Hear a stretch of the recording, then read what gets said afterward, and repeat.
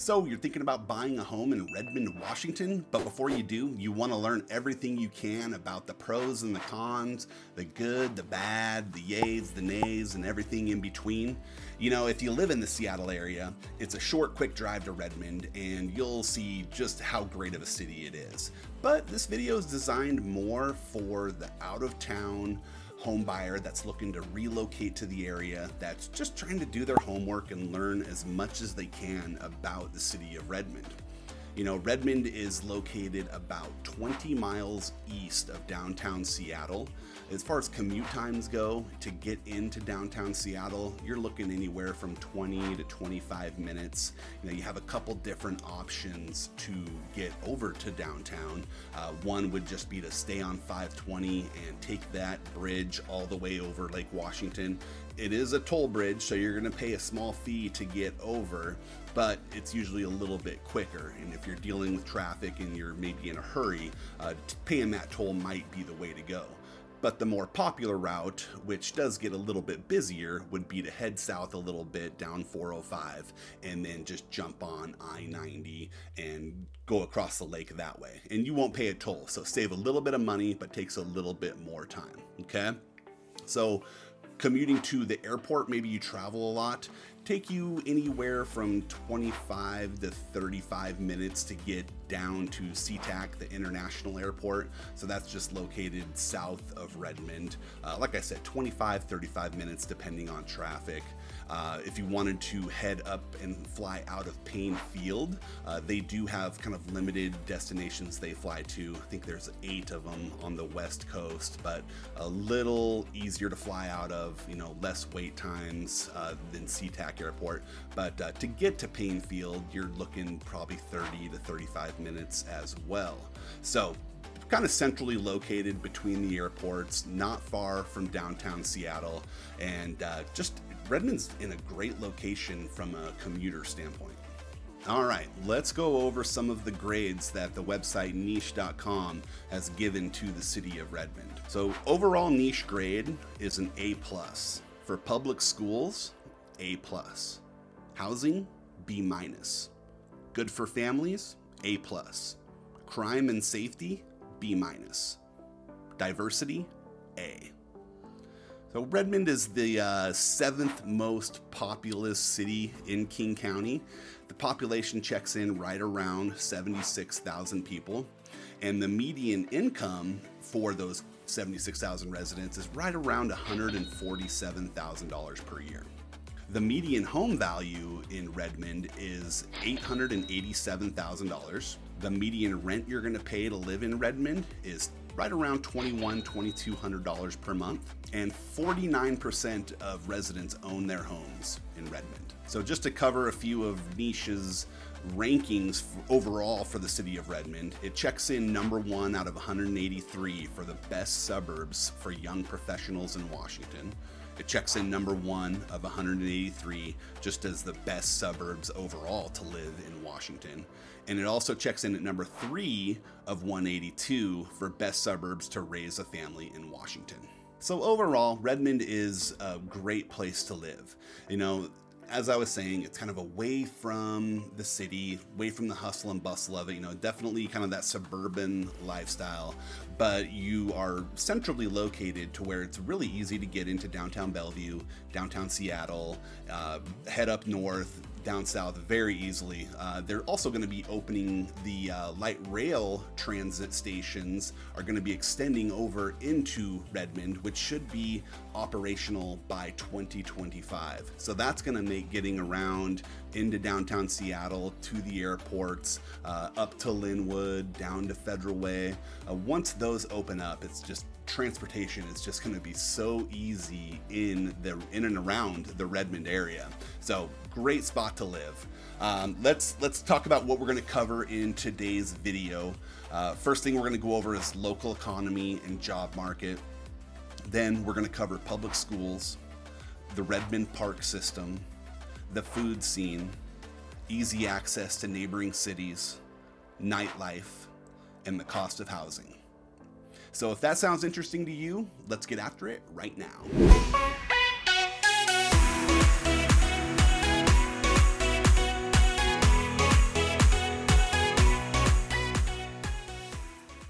Hey, if this is your first time to the channel and you want to know everything about living in Seattle and surrounding areas like Redmond, then subscribe down below, tap the bell for notifications so you can be the first to learn about the current market here in Seattle. My name is David Sappenfield. The team and I, we get calls, texts, and emails every day from people just like you looking for help to make their move here to Seattle. So whether you're moving next week or next year, give us a call, shoot us a text, send us an email. We're happy to help you make that smooth move to Seattle. So, as I was saying, Redmond, great place to live, very healthy economic base. You know, you have these giant tech companies right in Redmond's backyard like Microsoft, we have AT&T, we have Nintendo. And so this brings us to my number one pro of living in Redmond is the local economy and job market for Redmond. Redmond is often referred to the tech capital of Washington or even the Silicon Valley of the North. And with low unemployment rate of 2.3%, there are plenty of job opportunities in Redmond, especially for those in the high-tech industry. You know, I often tell home buyers when we're talking about living in Redmond, buying in Redmond, that buying a home in Redmond is sort of comparable to buying stock in Microsoft. You know, as long as Microsoft is calling Redmond home, there's going to be housing demand, there's going to be sustained growth for real estate in Redmond, just because of all the high-paying jobs and the employees that Redmond and these other, that Microsoft and the other companies that, like I mentioned, AT&T, Nintendo, they're always going to have a need for workers. There's always going to be demand for housing, so that's just going to keep this area strong for the foreseeable future, as long as we have those tech giants right here in our backyard. All right, on to pro number two, and that is the number of highly rated public schools in the city of Redmond. Now, most of Redmond is covered by the Lake Washington School District. You know, there is a small little sliver on the east side of Redmond that is the Riverview School District, but for the most part, most of Redmond is going to be Lake Washington. Now, the Lake Washington School District is one of the largest in the state. In addition to covering Redmond, it also covers all of Kirkland and about half of Sammamish. So really highly ranked district, highly sought after. Let me read you some of the stats for that district. There are 34 elementary schools, kindergarten through 5th grade. There are 15 middle schools, grades 6 through 8, 10 high schools, grades 9 through 12. Scores on standardized tests place the district in the state's top 10%. On average, Lake Washington students score 200 points higher on SAT scores in reading, writing, and math. 83% of students enter a 2 or 4 year college directly after high school. So those are some pretty impressive stats and a major reason why I have this listed as our number 2 pro for living in Redmond. All right, on to pro number 3, and that is Redmond's park system and just outdoor activities that you can do year-round living in Redmond. Now, if you saw our map video on Redmond, I went very, very deep into Marymore Park and kind of took you on a whole tour around Marymore Park. So I'm not going to really dive into the details of it in this video, but if you want to check it out, go ahead and check out the Redmond map tour, and really goes into much more detail about Marymore.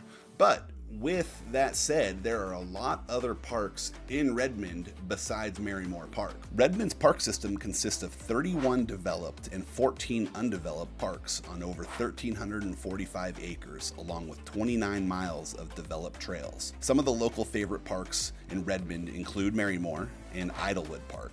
Lake Sammamish, located 8 miles east of Seattle, is a large freshwater lake and has 2 large swim beaches in Redmond, along with playground areas and water sport rentals. If skiing or wakeboarding or tubing is your thing, Lake Sammamish is the place to go.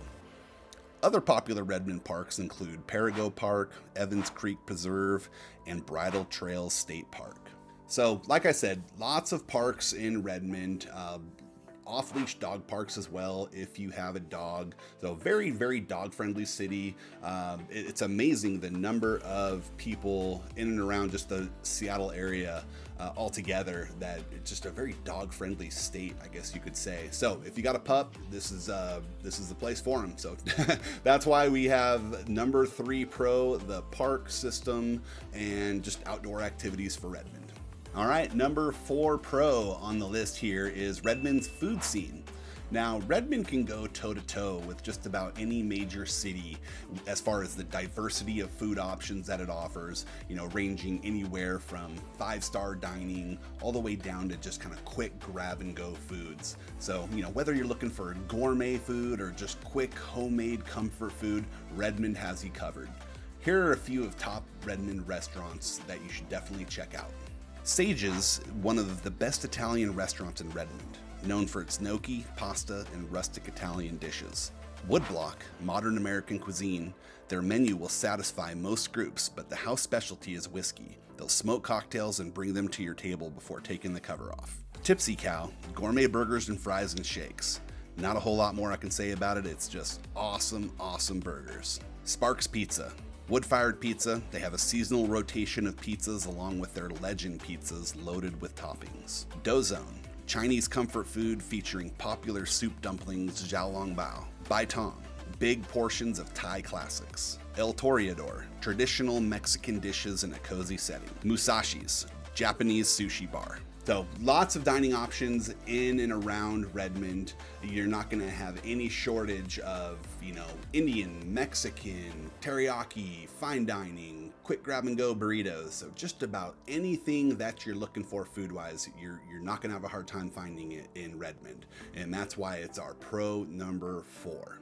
All right, pro number 5 is your easy access to Woodenville wine country, as well as downtown Bellevue for its shopping and dining scene.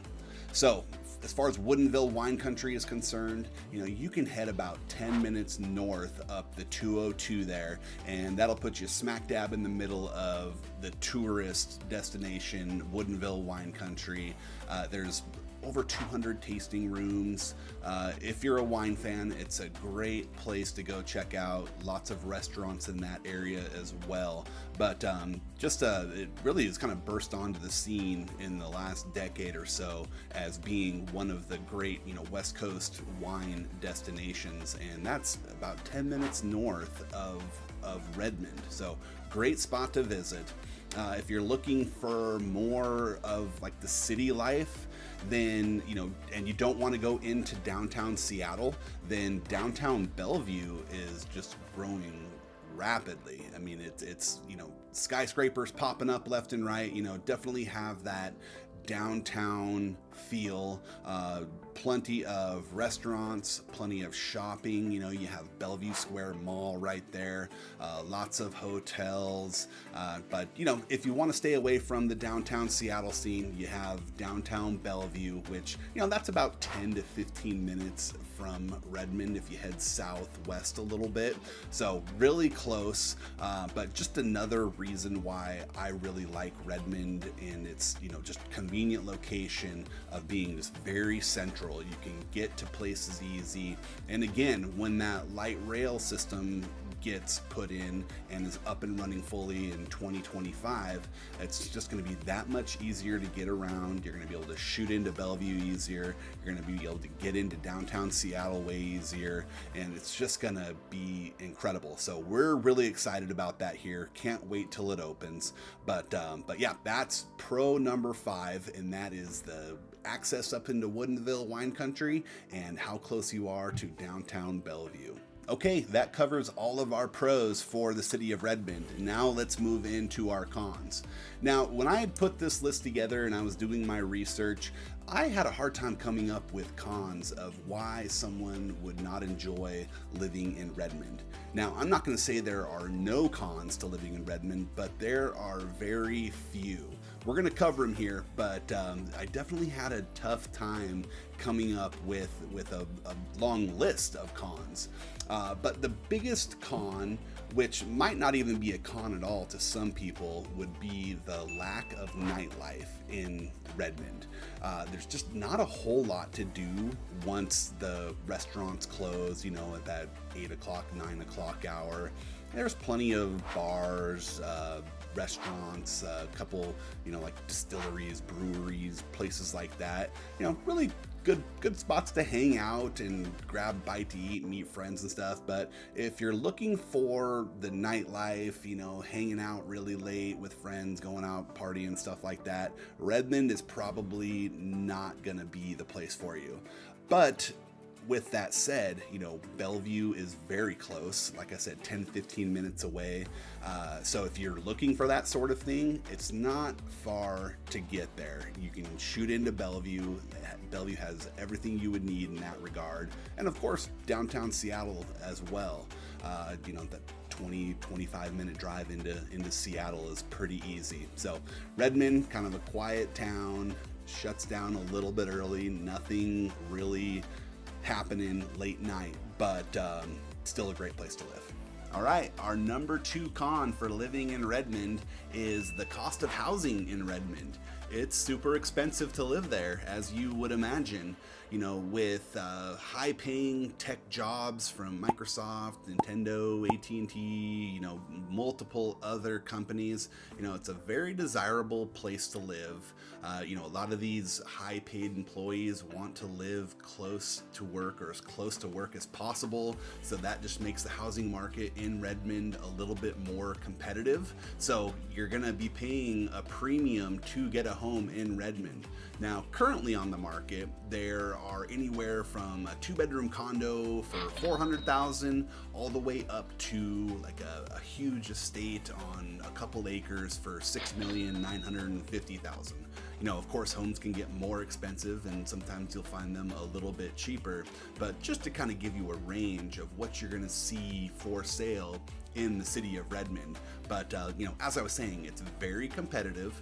A lot of those high-paid employees are looking for as short of commute as possible, and they're willing to pay a premium for it. So that wraps up our list of cons. Of course, I said it wasn't going to be that long. There might be some small things here or there. If I missed something, drop it in the comments down below. I'd love to hear any of the pros or cons that you would have about living in Redmond. And but yeah, that covers our video for today. And if you're considering moving to the Seattle area or one of the surrounding suburbs like Redmond, and you'd like to discuss your situation, we'd love to hear from you. Whether you're moving next week or next year, give us a call, shoot us a text, send us an email. You can even schedule a Zoom call. All of our contact info is in the description down below. We're happy to help you make that smooth move to Seattle. So until next time, we hope to show you around town. Take care. Bye.